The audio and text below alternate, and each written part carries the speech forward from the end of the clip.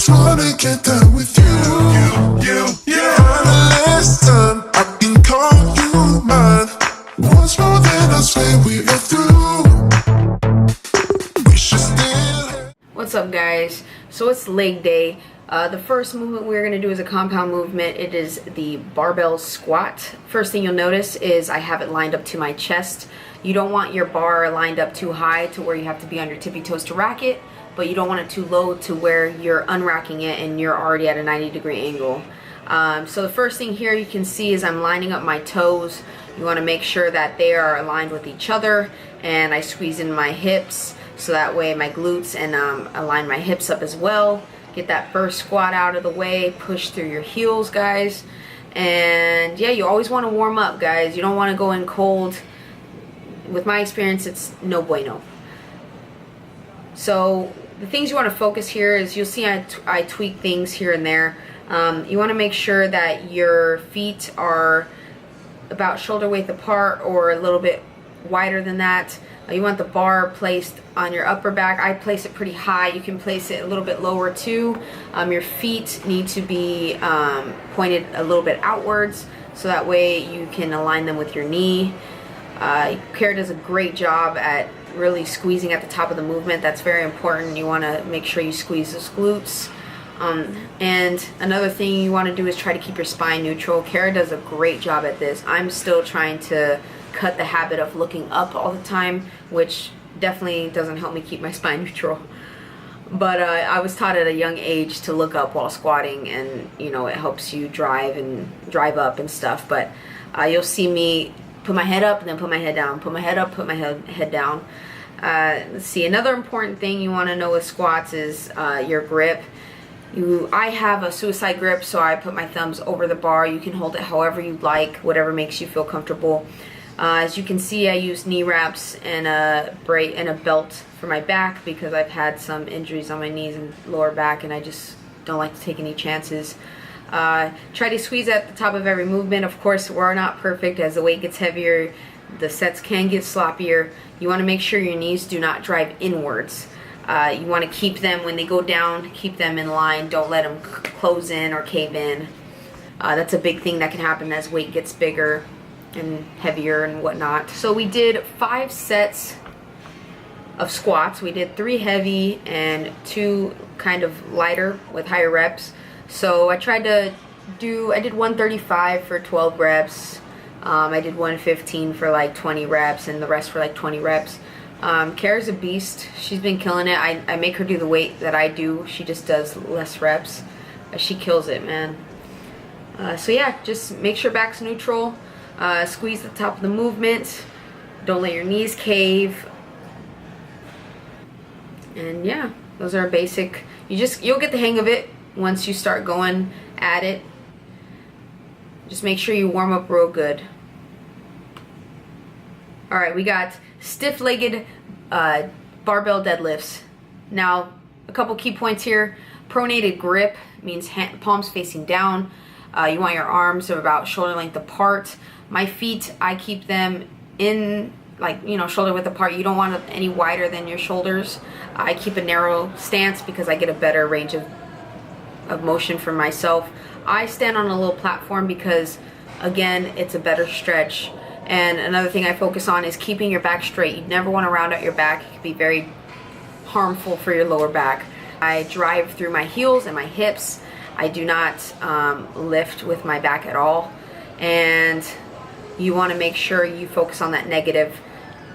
Going down slowly, pausing at the bottom, and then driving up. We did 4 sets of 15, and we supersetted it with hanging barbell split squats, as you'll see here in a moment. But yes, Cara, she keeps the bar a little bit further away from her body than I do. I like to keep mine nice and close, but as long as you don't pass your toes, you're still doing the movement right. She gets a better range of motion this way, and she prefers it this way. She's still learning this movement, but so far so good. She's doing good. This is great for your hammies. So next up is hanging barbell split squats. I elevate my leg for better range of motion, a better stretch. The wider the stance, the more time under tension your quad is under, This you only can do like 10. I only did 10 reps. We supersetted. We did 4 sets each. And yeah, it's killer. 10 reps on each leg. You want to make sure your toe does not pass, your knee does not pass your toe. Keeping that back straight, your chest up, that's very important. So you take the tension off of your lower back. You don't want to hurt yourself. Just like a typical lunge, it's just way harder. Next we did seated calf raises. Tips here is just keep your toes straight and do not lean over the machine. Let your calves do all the work. And a little pro tip I like to use is to push through your big toe. Gets you a better contraction. We supersetted this with the leg press. We did 4 sets of this and 4 sets on the leg press. And on the leg press, we did an isolated movement. We did a single leg press. And I like isolation movements because sometimes your legs can become dominant. One leg can become dominant than the other because you're not focusing on contraction each individually. So this is why I like a movement like this. It's very difficult. So you want to put your foot in the middle of the sled, point your toe out a little bit so it lines up with your knee, and then come down to about a 90-degree angle and push through your heels. And do not lock out your legs, guys, on any of these movements. It is no bueno. So yeah, you can see it's definitely pretty tough for me here. But I love this workout. I could definitely feel it more than with 2 legs. So we went back and forth. We did calves first, then this, and we were pretty much dead after this. But after this, we did do some more hammies. We hit lying leg curls. Important things to know here, as you can see, I have the pad right below my calves, which is where you want it, and I have my knees aligned with the pivot point on the machine. Another thing I like to think of in my head while I'm doing this movement is get your ankles to touch your butt, get your ankles to touch your butt, and contract at the top. I find that I get a way better contraction when I think like that and I hold at the top, and I do not let the weights touch the rack when I'm coming down. So there's tension always on my hamstrings. It's pretty good. We did 4 sets of this for 15 reps, 12 to 15 reps. We ended with another isolation movement with leg extensions. As you can see, I was pointing to the pivot point. You want your knees lining up again, help you reduce injury. You want your toes facing up, focusing on that contraction, and you don't want the pad sitting too low on your foot. You want it kind of right on your ankle or just above that as well, wherever you're comfortable. Just focus on the contraction. We did 15 reps on each leg, and you can see me poking my quads because I'm trying to get that muscle-mind connection and that really good squeeze.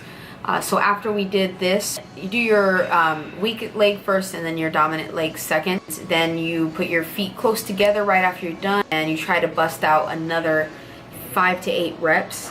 And you do want to increase the weight. We did 5 sets of these, and that was it. That was the end of the workout, guys. If you try it, let me know. If you die, good luck.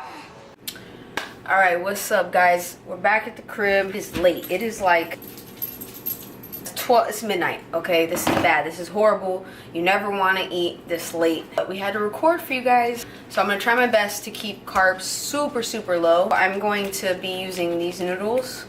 Macros on this are 0 fat, 1 carb, and then 0 protein. But there's the back of it so you can see. Cara hated these. Right, babe? They were too noodly. She's very picky when it comes to her noodles. Her loss. I love them. I'm going to show you what I'm going to cook up tonight. First step is don't follow the instructions on the back of this. What I do is first drain these and rinse them underwater for about 2 to 3 minutes, because when you first open it, I don't know what it is. It smells fishy. So warning, if you get these, they're going to smell fishy, but they're not. So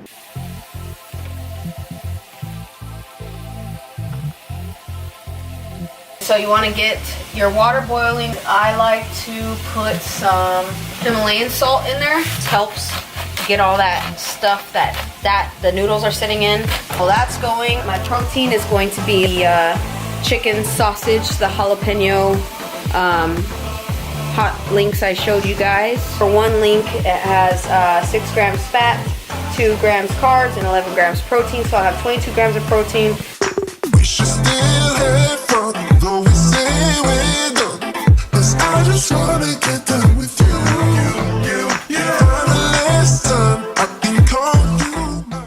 These are done, and this is kind of what they look like. Alright guys, the water is boiling. Maybe. Don't judge me. I like my food burnt. Them cooking right there.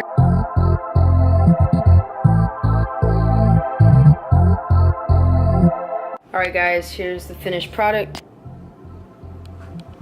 So this all together is 175 calories. 7 grams of carbs.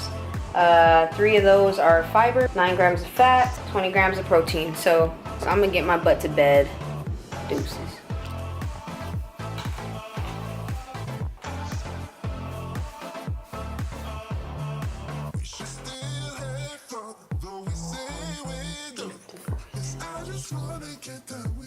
Alright guys, so we just weighed in. Cara killed it. She's at 119. I think her goal is 117 towards the end of the cut. No lower than 117, 116. So she's killing it.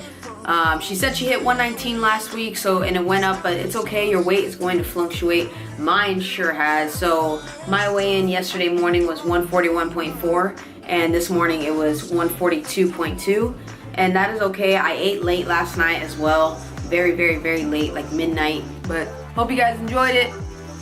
Keep subscribing, join the family. I'd love to have you. Hit that like button and leave me a comment down below. Hope you guys have a wonderful day. Already live. Deuces.